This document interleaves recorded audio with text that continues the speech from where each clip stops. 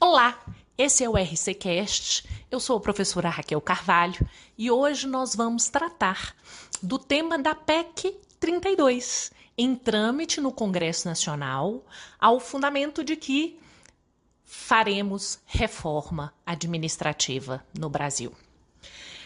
É muito curioso a gente retomar uma ideia que é o que é uma reforma administrativa, que já trabalhamos em um episódio anterior.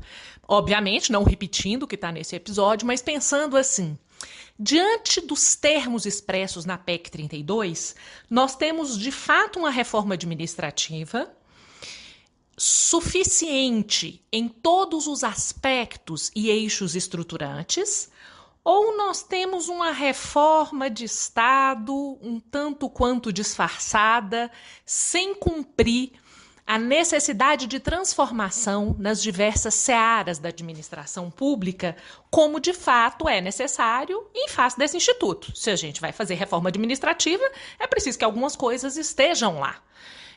Estão essas coisas lá? E que coisas são essas? Quando a gente fala de reforma administrativa, tem um primeiro aspecto que é estrutural, ou seja, com qual administração pública eu vou lidar? Eu vou lidar predominantemente com administração pública direta, com órgãos hierarquizados, sendo que os subalternos submetem-se às determinações que sejam expressadas, fixadas, ordenadas pelos órgãos superiores, em que há poder de avocação, poder de delegação, poder de controle, poder de invalidar, poder de revogar. Como nós estruturaremos a administração? Vai ser dentro das pessoas federativas mesmo, só com desconcentração na administração direta?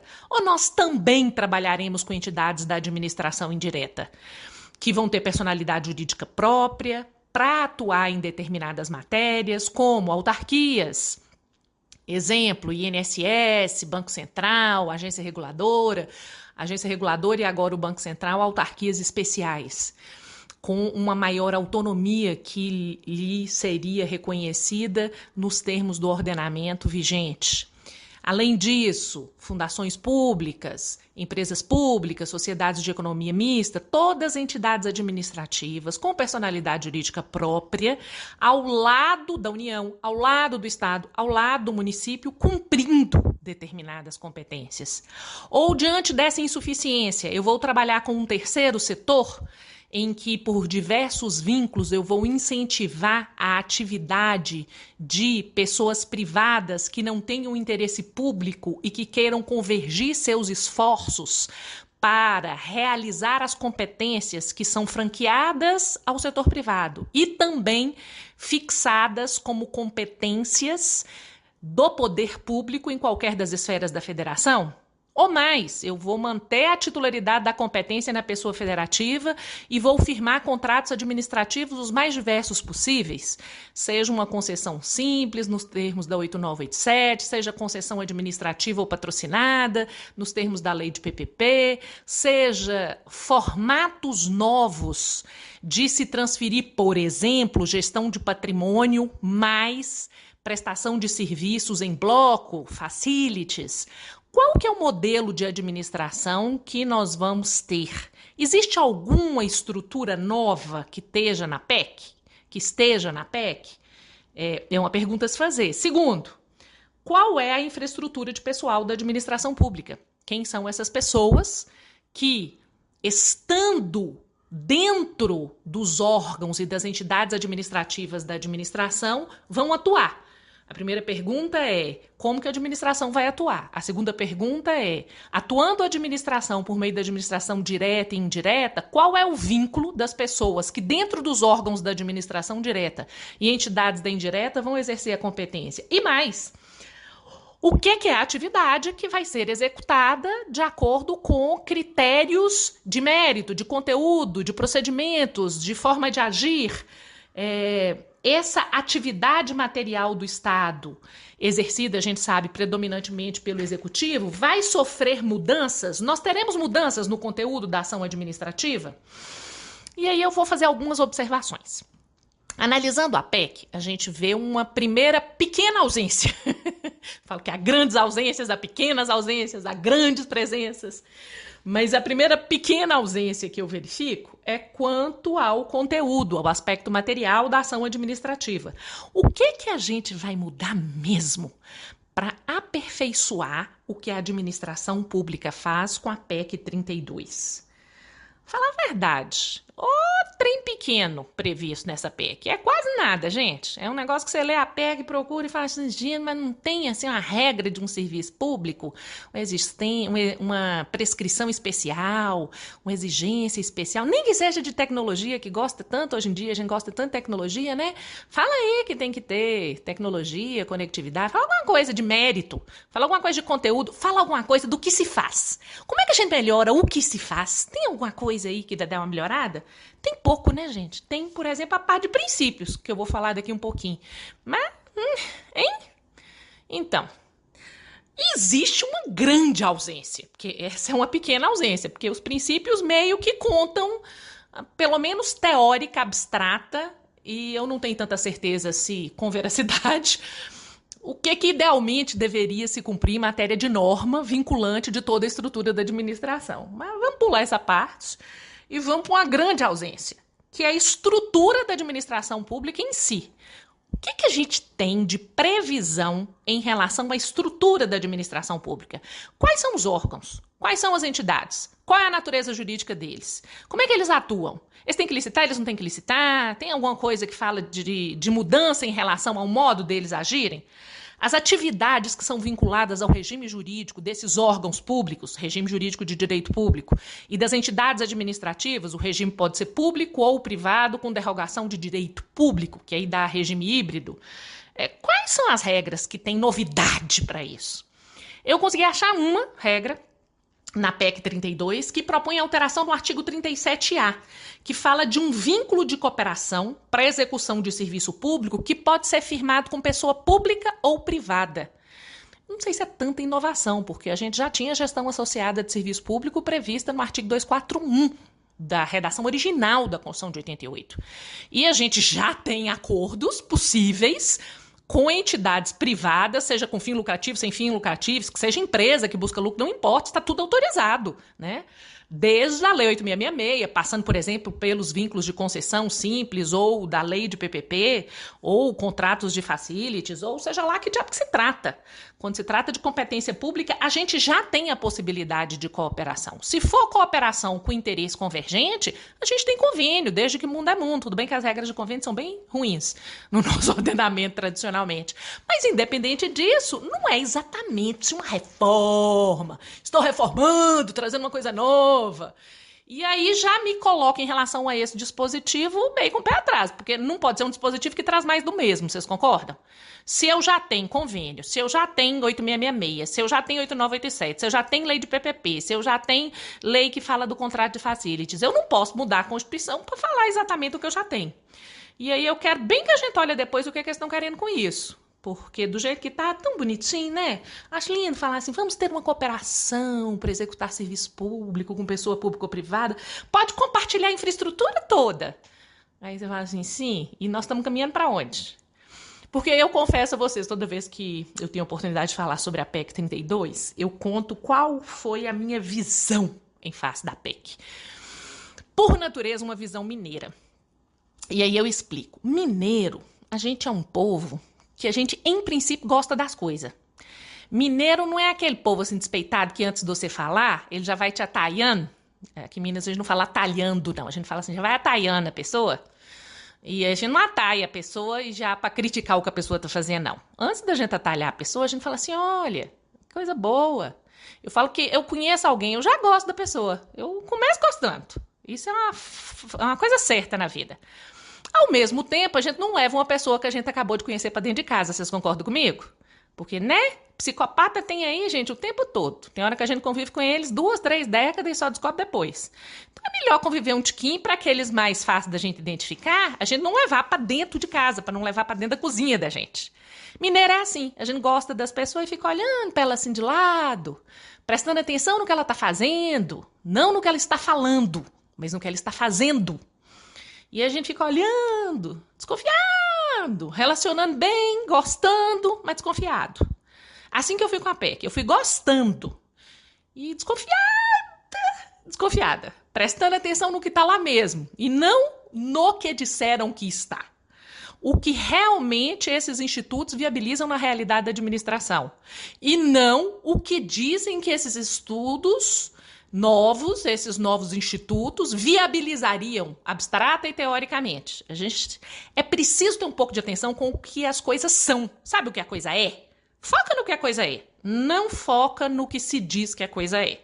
Com a PEC, eu acho que essa é uma postura muito previdente e interessante. E olhando o que a PEC é, a PEC 32, ela é predominantemente alteração de quadro de pessoal.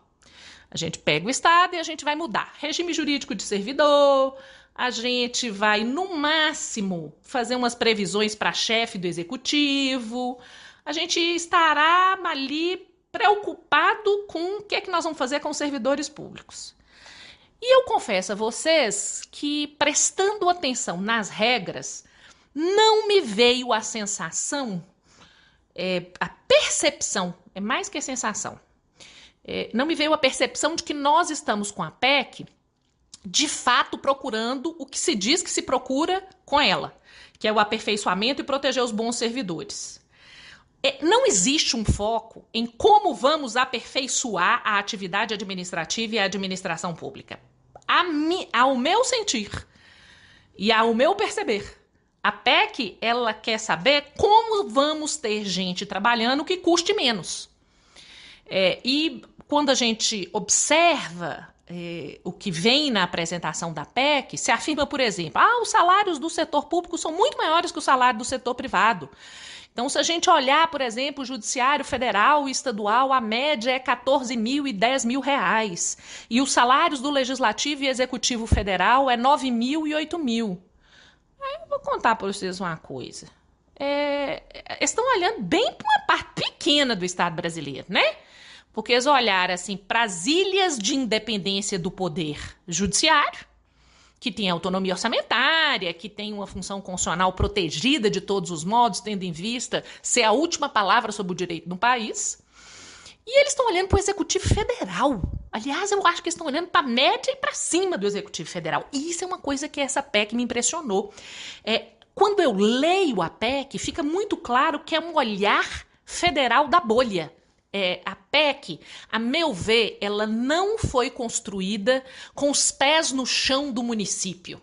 Se a gente for olhar os municípios desse país, quantas vezes tentando fazer formação em pequenos municípios, trabalhando conceitos básicos, eu não estou falando de conceito difícil, não, conceito básico, assim, o que é que precisa fazer para fazer um projeto de lei, como é que tem que fazer para estruturar a licitação pública, fazendo metáfora, a gente percebe a dificuldade, às vezes, de compreensão de alguns agentes políticos. Servidores técnicos até, na sua maioria, tem todo um engajamento, um comprometimento, e a própria realidade do cotidiano de quem faz leva ele a aprender. Mas agentes políticos municipais, por exemplo, e às vezes a gente pontua com algum chefe do executivo que a gente tem mais liberdade, fala assim, mas como é que você escolhe essa pessoa para ser secretário municipal, filho? A pessoa não sabe assinar um U com a garrafa, não sabe assinar o nome, não sabe desenhar o U com a garrafa. Como é que nós vamos trabalhar com isso? Ele falou, doutora Raquel, o salário de secretária aqui é 3 mil, a senhora acha que eu vou achar muita gente que quer ganhar 3 mil reais para ser ordenador de despesa e ter um Ministério Público nas costas dele? Essa é a realidade do país. Nós temos mais de 5 mil municípios. Eu sou de um estado que é Minas Gerais, que tem mais de 800 municípios. O estado de Minas Gerais, eu brinco que gerir essa jossa, é mais que gerir a França, gente. Ainda com descentralização política, que a gente tem Câmara de Vereador e tem os municípios com independência e autonomia. Não é nem um estado centralizado como é a França e unitário. Olha que inferno que é isso. E aí a gente faz uma reforma e na justificativa a gente fala assim, porque o povo tá ganhando de 14 a 10 e de 9 a 7. Que povo, cara pálida? Qual é o povo que tá ganhando isso? Você me conta. A sensação que eu tenho é assim, vamos cortar, vamos reduzir, vamos mudar tudo porque esse povo está ganhando demais e eles não estão trabalhando nada. Eu não tenho tanta certeza quanto ao diagnóstico. A minha experiência nas administrações públicas e talvez por trabalhar com formação de pessoal, eu sempre chego com as pessoas que são extremamente interessadas. Então você chega numa cidade para fazer um treinamento, um auditório de 200 pessoas, com pessoas comprometidas, servidores que não têm acesso a quase nenhuma informação de 17 municípios e que ficam lá a uma temperatura de 41 graus à sombra, sem ar-condicionado, durante 16 horas, 2 dias, escutando sobre aspecto técnico chato de quem não tem formação jurídica sobre direito. Então, eu não vejo esse povo descomprometido todo. Dá vontade de perguntar assim, mas com quem que vocês estão andando? Vocês estão andando com a cúpula que parte dela, nem é toda ela, parte dela ganha muito e trabalha pouco? É assim? Ô, amor, vem cá que eu vou te apresentar um outro povo.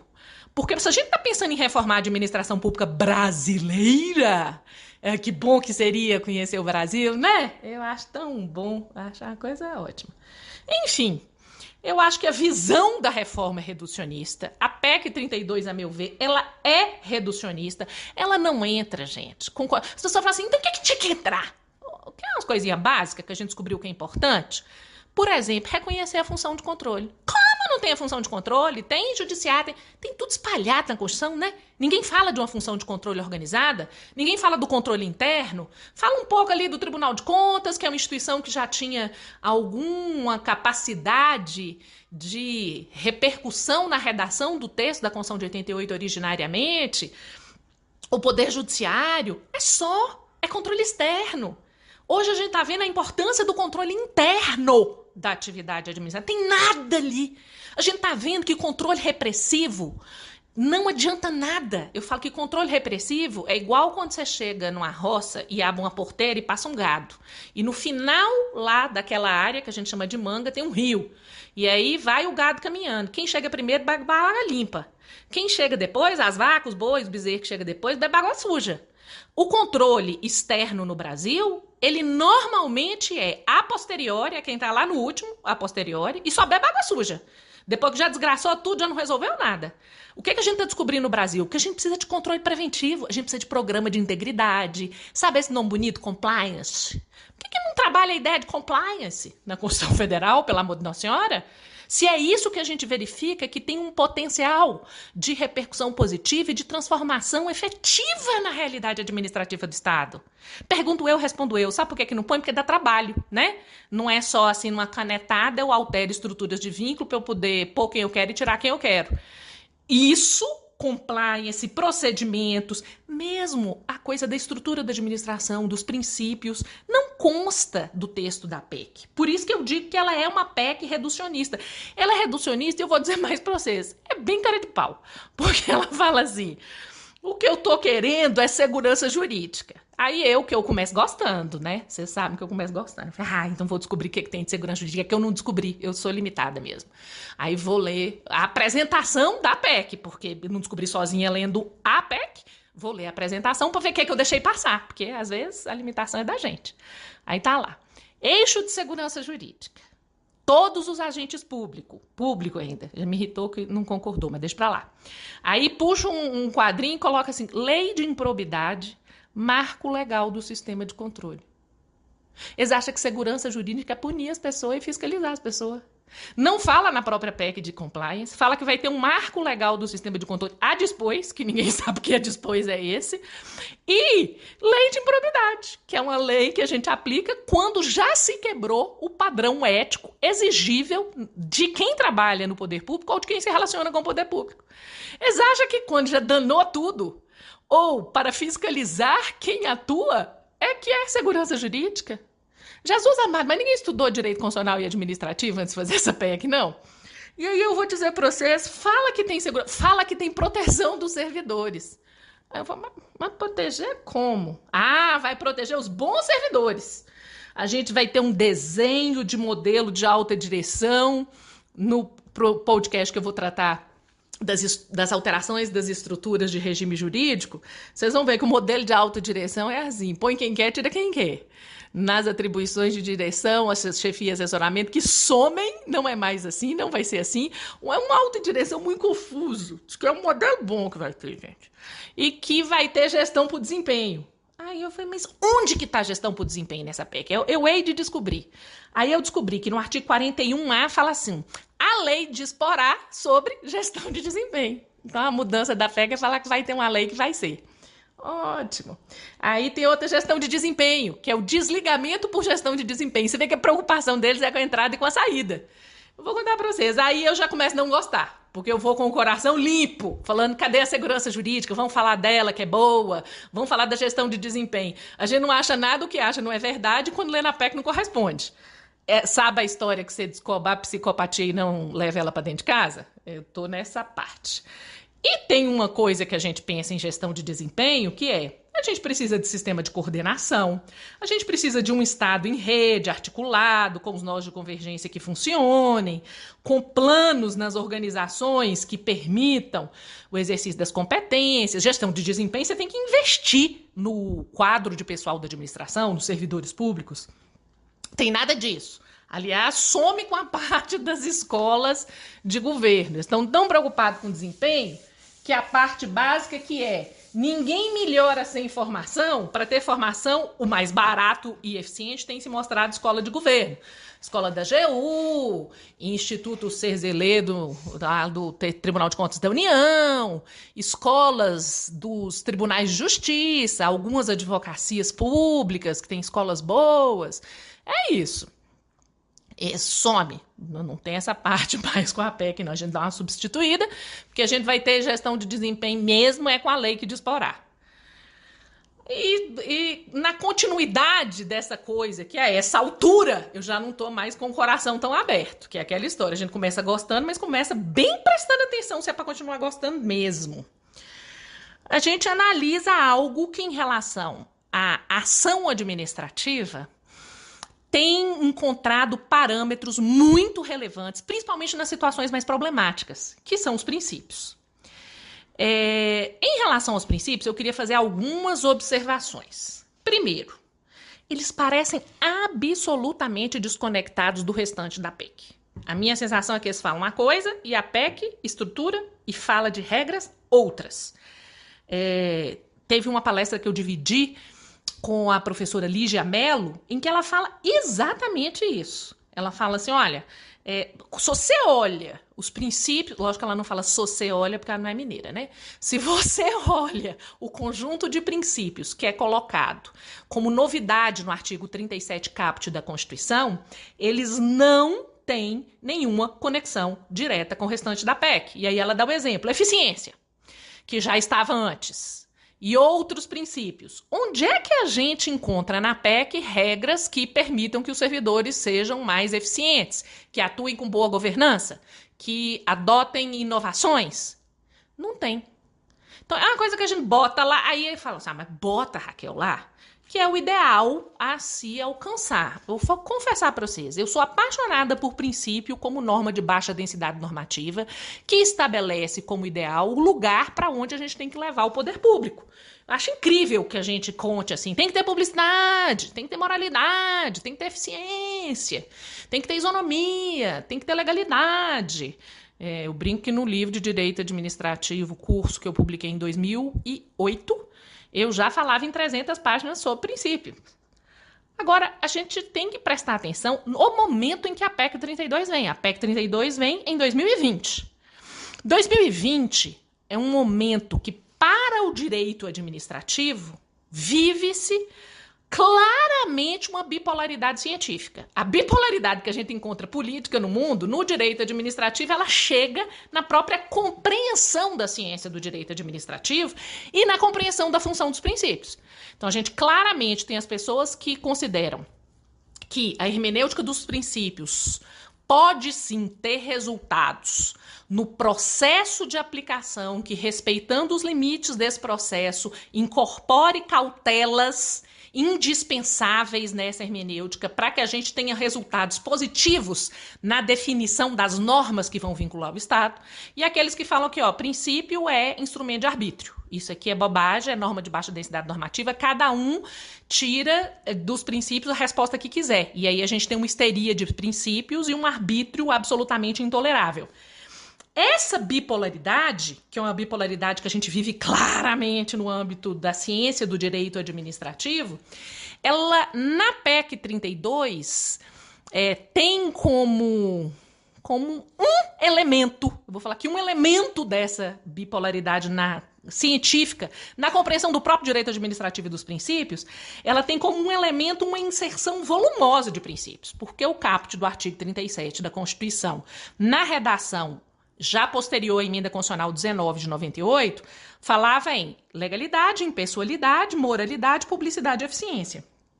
E aí vem a proposta para o novo caput do artigo 37 da PEC 32 e fala: imparcialidade, transparência, inovação, responsabilidade, unidade, coordenação, boa governança pública, subsidiariedade.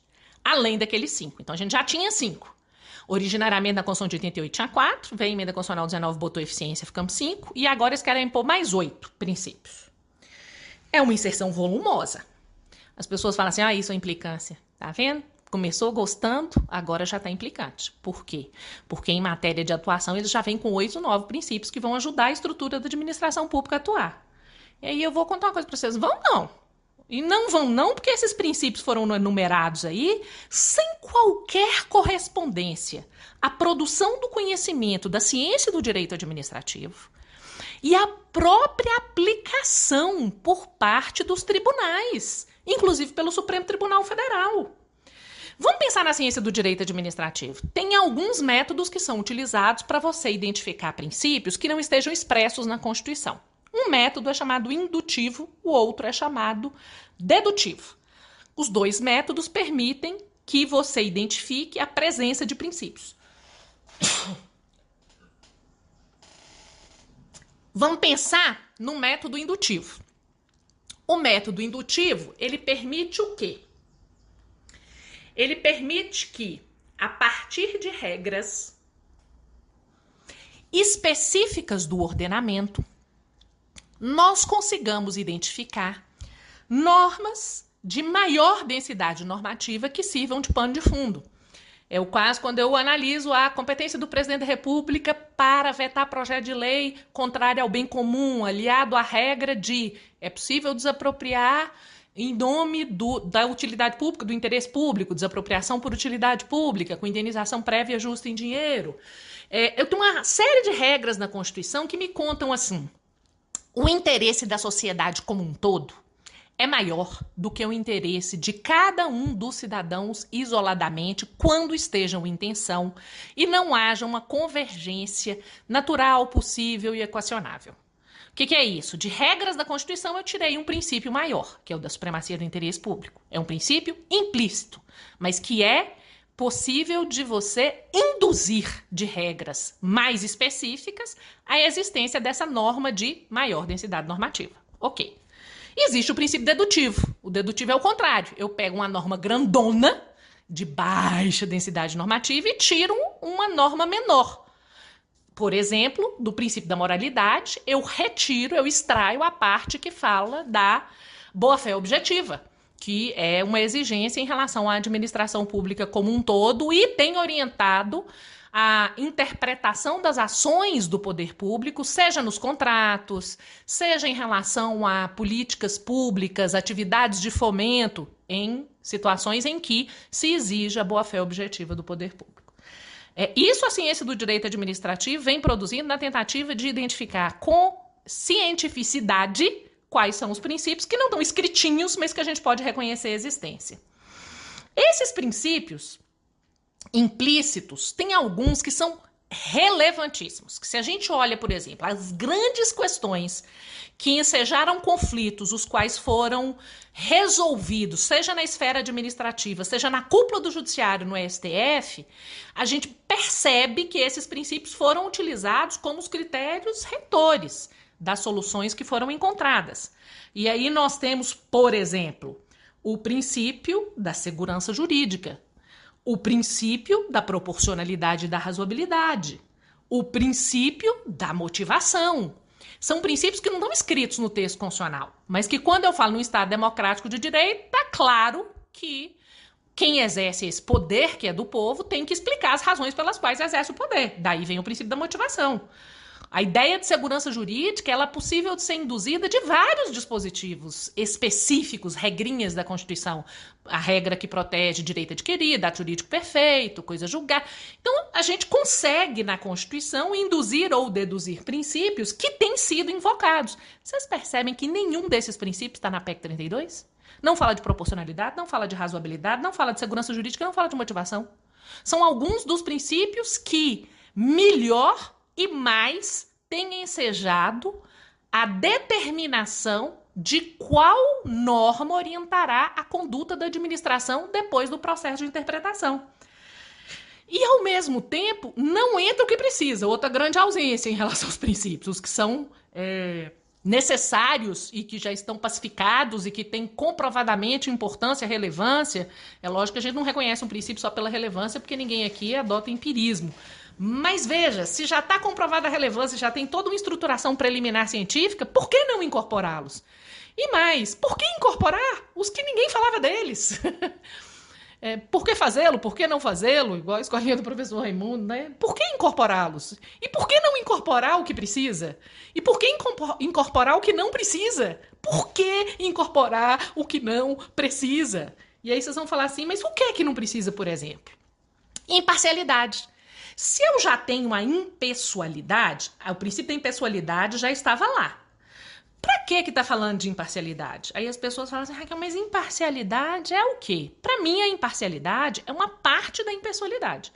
A impessoalidade, ela implica não identificar na estrutura do gestor da administração aquele que atua. Na verdade, quem atua é o Estado, quem atua é a entidade administrativa, não é a pessoa que transitoriamente exerce aquela competência, e, ao mesmo tempo, não permitir que a ação administrativa se dê em relação a terceiros com favoritismo e perseguição, que é uma coisa, infelizmente, não rara. Isso é impessoalidade. Se eu não persigo e se eu não favoreço, eu estou agindo imparcialmente. Percebem que a imparcialidade está dentro da impessoalidade? As pessoas falam, por que será que eles colocaram isso aí? Eu tenho a sensação que se buscou um marco teórico de direito comparado em algumas partes, e essa parte principiológica eu acho que é uma delas, na verdade foi em pouca parte, mas essa parte principiológica é a parte em que eu acho que teve uma inspiração em países como, por exemplo, Portugal. Em Portugal você tem na própria Constituição portuguesa o princípio da imparcialidade, e colocando isso na Constituição Portuguesa, a gente tem uma série de trabalhos, dissertação de mestrado, é algo que faz sentido naquela realidade. Eles não trabalham com a impessoalidade, trabalham com a imparcialidade, ok? Produz-se, discute-se. No Código Europeu de Boa Conduta Administrativa tem o princípio da imparcialidade. Então, a gente trabalha com essa ideia de imparcialidade em diversos países, porque isso faz logicidade, isso faz sentido dentro do ordenamento deles. É que no nosso não faz, né? É assim, todo respeito. Se eu já tenho impessoalidade, tô botando imparcialidade, para quê? E como é que eu vou diferenciar essa porqueira dessa imparcialidade da impessoalidade? Não sei, quem souber morre. E aí eu vou dizer para vocês uma coisa. Às vezes eu tenho a sensação, porque existe a coisa do gostar, né?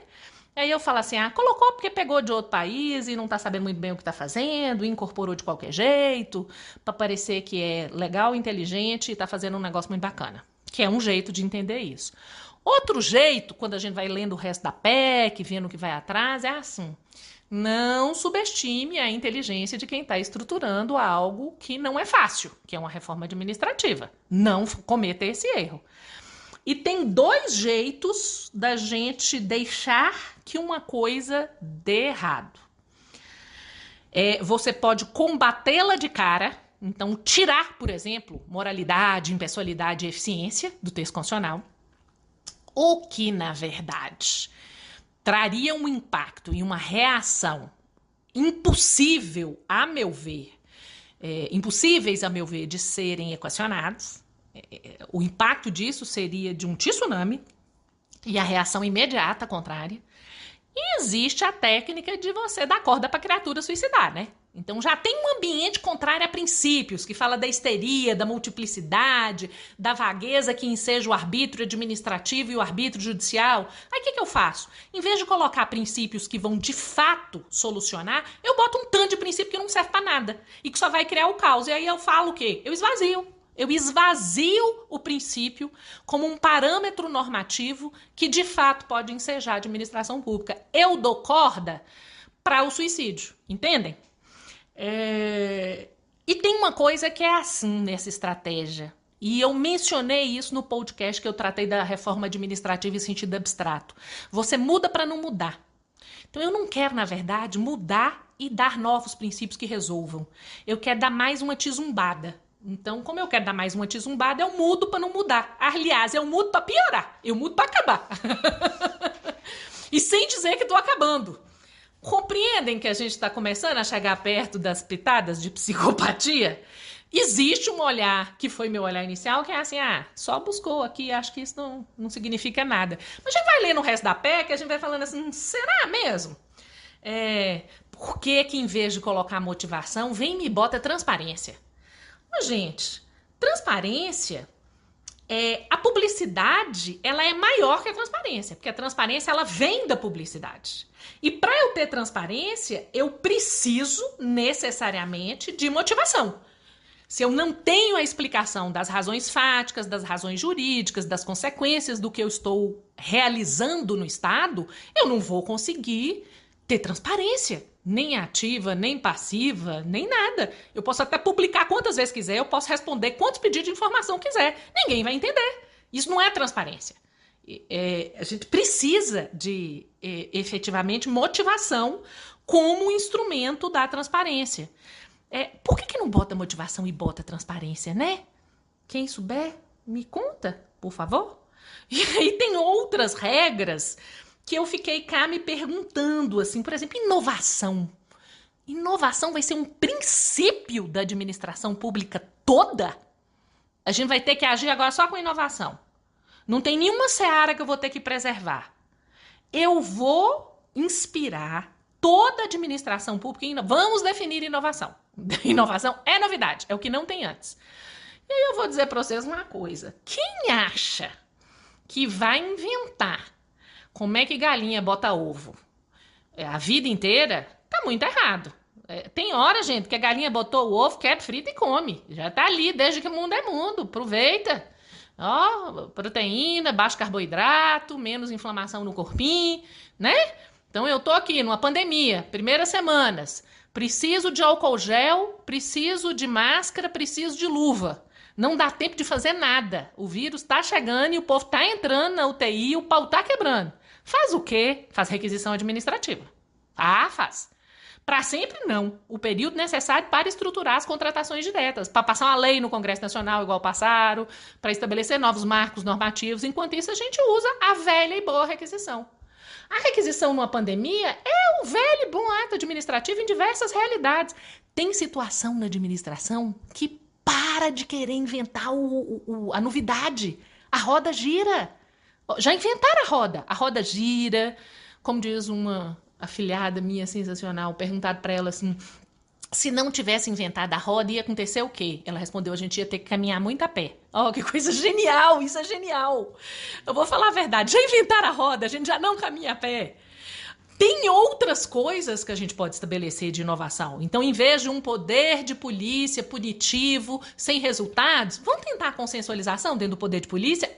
Isso é evolução da roda, isso é quase voar. Que beleza. Vamos inventar uns aviãozinhos. Mas não fica inventando a roda de novo, não. Essa história de que tem que inovar para tudo. Aí me pergunto-me, o que está por trás disso? Está por trás disso o fato da gente estar vivendo o que se chama de Revolução 5.0, antes era 4.0, agora é 5.0, é a era da tecnologia, né, gente? E quando a gente mergulha nisso, eu estou estudando muito inteligência artificial, quando a gente mergulha nisso, principalmente para o Estado, é tudo tão novo, tudo tão diferente, que a gente absorve e incorpora como se inovações fossem a única solução para escolha de mecanismos de atividade de qualquer esfera, privada e pública também. A gente tem que começar a sair da superfície. Essa coisa da gente apaixonar, mergulhar e boiar em cima das coisas não dá certo, não. A gente não pode superficializar. Essa história de que tudo que é novo é bom e funciona. Tem hora que a gente tem um tanto de coisa nova que não presta. Menina, é uma quantidade de coisa nova que não presta. Namorado novo tem hora que não presta. A gente tem que prestar atenção nisso. Reforma nova tem hora que não presta. Não vai nessa história que inovação é bom para tudo, não.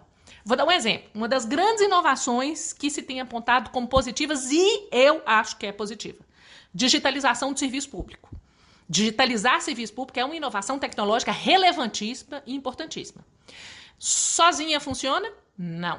Se eu não trabalho conectividade para a sociedade, a inovação, em vez de melhorar, piora, porque exclui parte da população que não tem acesso mais àquele serviço. Ou seja, eu observo o dever de inovação e, em vez de inclusão, democratização e eficiência, eu tenho exclusão, não aperfeiçoamento e maior ineficiência no atingimento da finalidade. Então, muita calma nessa hora, porque há momentos em que o relevante é que a gente escolha o método adequado. E aí se afirma, Raquel, mas tem tanta coisa boa, por exemplo, boa governança. Vou falar a verdade para vocês, boa governança é um jargão adequado muito à escola gerencial da estrutura administrativa, que, a meu ver, está toda incorporada na eficiência. Porque para eu ter uma boa governança, para eu ter eficiência, eu preciso de uma boa governança. Boa governança é um instrumento de eficiência. Então, para mim, já estava lá. E, na verdade, eu acho que se coloca porque a gente vive um momento em que é muito importante que sejam adotados estándares, que são padrões, para que se possa conseguir uma melhor performance e uma boa relação da administração pública com os stakeholders e com os players. Entenderam a historinha? A historinha é assim, a gente bota um tanto de nome diferente e bastante, como diz minha mãe, bastante moderno, né, minha filha? Mãe, bastante moderno. Uns nominhos assim. É a gente estabelecer alguns padrões de comportamento que melhorem a forma de atuação da administração com aqueles que ela impacta e com quem está no jogo exercendo aquela competência. Falar em standards é falar em novos padrões. Falar em conseguir melhor performance é falar em ser mais eficiente com uma atuação que, de fato, utilize adequadamente os instrumentos e os meios para que se atinjam os resultados. E uma boa relação da administração com o pessoal ali, com o pessoal stakeholder, quem está ao redor e vai ser impactado por aquilo, com o pessoal players. Ou seja a empresa contratada para prestar um serviço público, sejam os órgãos públicos, as entidades administrativas, enfim. E aí vocês vão dizer assim, você acha mesmo que a boa governança por si, nesse conceito, é suficiente? Eu não acho não. Porque eu acho que a gente só tem boa governança se a gente tiver democratização. Tem até um livro muito bacana do Mário Aroso de Almeida, em que ele fala que é preciso que se tenha para ter boa governança um respeito à lei, que aqui a gente vai considerar o direito como um todo, uma cultura democrática que não faça só desenvolvimento econômico, que faça também desenvolvimento social. Essa história de que a economia com primazia tem que ser o foco está errado. A ideia de que a economia se opõe à inclusão social, justiça social, está errado. A gente só tem boa governança quando a gente faz democratização focada no desenvolvimento econômico e no desenvolvimento social. A gente precisa de desenvolvimento econômico para o país sobreviver, óbvio, e isso está muito claro que a PEC entendeu. O que, a meu ver, parece que a PEC não entendeu, é que é preciso desenvolvimento social. As pessoas falam assim, esse conceito ele era muito usado onde? Falar a verdade, o FMI e o Banco Mundial trabalham muito a ideia de boa governança para aprimoramento da eficiência das estruturas da administração pública. E tem muito a se aprender com isso. Eu só acho que a gente não pode reduzir essa compreensão a um marco que a gente está reduzindo. E eu também acho que a gente tem que ter cuidado com outros princípios, como, por exemplo, o princípio da unidade, que foi incorporado. As pessoas falam assim, mas Raquel, de onde que veio esse negócio? Unidade e coordenação. Eu confesso a vocês, eu gostando no início. No início eu falei assim, sabe o que é? Eles estão querendo uma convergência de atuação da administração. Evitar comportamentos contraditórios, absurdamente teratológicos. Sabe uma coisa assim? A lei fala uma coisa, a administração faz outra, o judiciário no final determina outra coisa e vira o caos, que é o cotidiano da gente, né? Vamos combinar. A minha impressão inicial, eles estão querendo uma unidade, uma convergência e articular, ou seja, pegar aqueles nós de competência que se encontram e fazer isso convergir num sentido positivo. Não é bom pensar assim? Aí eu fui lendo o resto da PEC. E aí eu começo a perceber uma federalização de competências, inclusive competências que são inerentes à autonomia política e administrativa dos entes federativos, originariamente reconhecida essa autonomia nos artigos 1º, 18 e 25 da Constituição Federal, na redação originária, e que fala, a lei federal, por exemplo, estabelecerá aspectos que são de gestão de pessoal para estados e municípios. Olha que negócio perigoso. Então a gente começa a pensar a unidade a partir de uma unidade concentração de poder legislativo na esfera federal. Executivização na pessoa do presidente da República. Tem um tanto de competência na PEC que está prevista no presidente da República. Então, quando eu li inicialmente o caput do 37, que vem bem no início da PEC, eu falei, é uma coisa bacana. Quando eu li o resto da PEC, eu falei, vou olhar no direito comparado como que esse princípio é trabalhado. Por exemplo, a Itália e Portugal são países que trabalham a ideia de unidade, que implica vinculação ao poder do governo central. Tá vendo que as regras da nossa PEC observam isso? Que implicam o poder central, do governo central, dirigir serviços da administração direta, superintender a administração indireta, exercer uma tutela sobre o que eles chamam de administração autônoma, isso além da supremacia governamental. Querendo uma unidade de ação que justifique centralização e hierarquia. Vejam, a gente está falando de centralização e hierarquia onde isso seja indispensável, onde isso seja adequado. E aí a gente para pensar, mas por que isso faz sentido lá? Porque lá, amor, tanto a Itália como Portugal são países que são centralizados politicamente. São países em que nós não temos uma federação como a brasileira, a nossa jabuticaba, formada por estados e municípios. Municípios integram a federação. Lá na Itália e Portugal nós temos estados centralizados. Num estado centralizado faz sentido falar em unidade do poder político. Faz sentido falar em hierarquia. Eu tenho centralização no Estado, eu tenho hierarquia em todas as descentralizações administrativas. Aqui a gente não tem descentralização administrativa só numa única esfera. A gente tem a Constituição, que já fez a descentralização política administrativa em favor de uma esfera, União, outra esfera, Estados, outra esfera, municípios, com o DF ali ao lado dos municípios e dos Estados. A Constituição já fez isso. E aí eu tenho descentralização administrativa em cada uma dessas esferas. Mas eu não posso pensar em unidade dos estados e municípios em face da União. E aí, se a gente olha para o histórico anterior de algumas legislações, no podcast em que eu tratei a nova lei de agência reguladora, eu trabalhei o fato de a União claramente querer transformar estados e municípios em mocinhos de recado dela. Ela tem a capacidade arrecadatória, ela tem o poder, ela firma vínculos e fala, eu defino, eu fiscalizo, você faz. A PEC agora confessou isso claramente. É assim, vamos ocupar o governo federal, vamos legislar o governo federal e com isso a gente manda no país todo, da agora em diante. Aí a ideia de unidade e articulação não fica boa. Primeiro ela fica inconstitucional, né? Porque ela inobserva o fato da gente ser uma república federativa, com 3 níveis da federação. A gente não é um estado centralizado. E isso confessadamente numa PEC que quer federalizar, quer executivizar, que quer uma hierarquia que coloque nas mãos do presidente da República uma concentração de poder.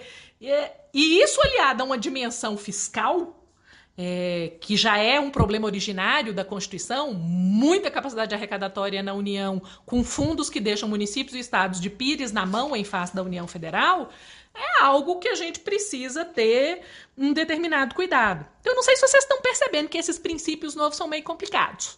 Tem uma ideia de subsidiariedade que eu vou escrever um artigo prometido há meses, mas que vai acabar saindo. E eu queria só terminar falando com vocês que quando a gente analisa uma PEC que começa com regra, com norma como a dos princípios que são inseridos, a gente precisa ter muito cuidado. Tipo assim, quem é que tem a voz que enseja a inclusão dessas normas principiológicas? Quem tem o poder? Quem é que está relatando isso? Existe algo que quando a gente estuda história, literatura, começa a ficar muito claro que é assim. Quem tem o poder de contar é quem tem o poder.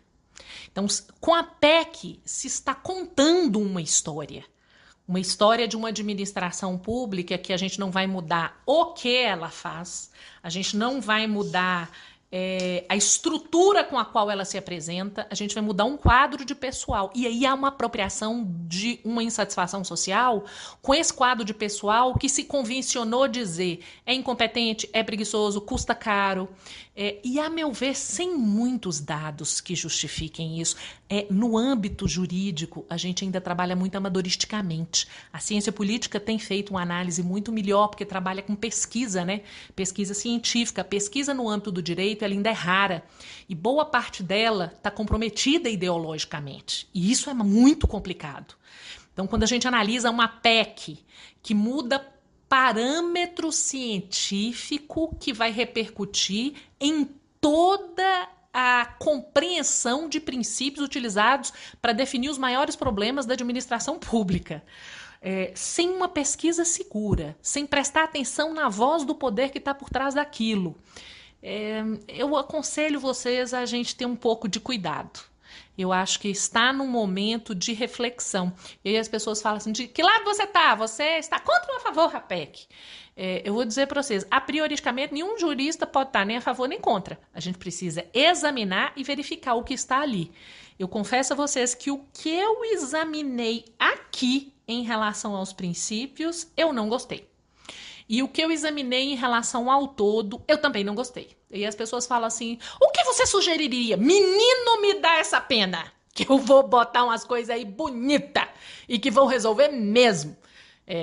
Troca uma transparência por motivação, troca uma imparcialidade por proporcionalidade, não põe razoabilidade para não ficar parecendo que é duas coisas distintas, a gente supera a dicotomia do direito alemão e do direito norte-americano e resolve isso como um todo.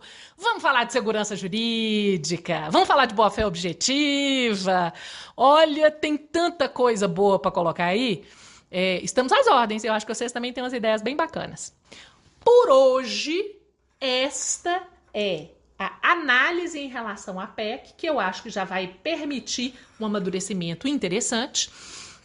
Nós ainda enfrentaremos, tranquilizem os seus corações, as questões relativas ao regime de pessoal, que tem alterações significativas e que precisam ser compreendidas.